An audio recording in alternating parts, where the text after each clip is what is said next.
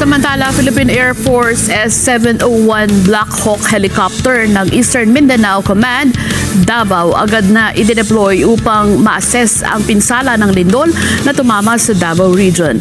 May detalye si Heidi Hipolan.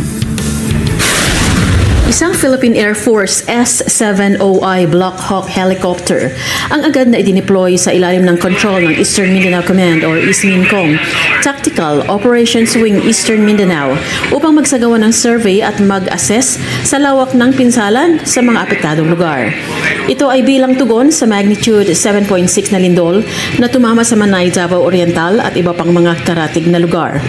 Ang Rapid Damage Assessment and Needs Analysis or RDANA ay personal na pingnanuhan ni Brigadier General Romeo Jerome M. Adirilo, PAF, Wing Commander ng TOM, kasama si G. Ednar Dayanghirang, Regional Director ng Office of the Civil Defense 11 at nagsagawa ng aerial at ground assessment upang suriin ang kalagayan ng mga apektadong komunidad. Kanina, myself and the TOM Commander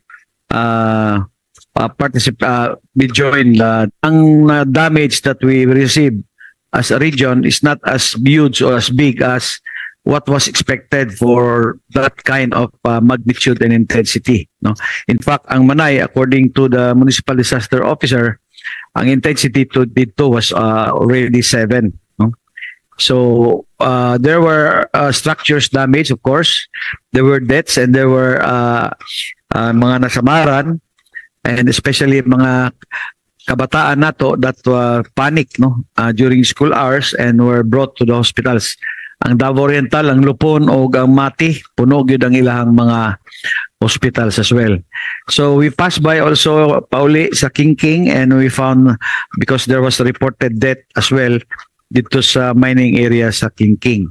Ang koordinadong operasyong ito ay naglalayong mangalap ng mahalagang impormasyon upang palakasin ang agarang pagtugon sa sakuna, tiyakin na mapabilis at mahusay na paghahatid ng tulong para sa mga pangmatagalang hakbangin para sa recovery at rehabilitation sa Davao Region.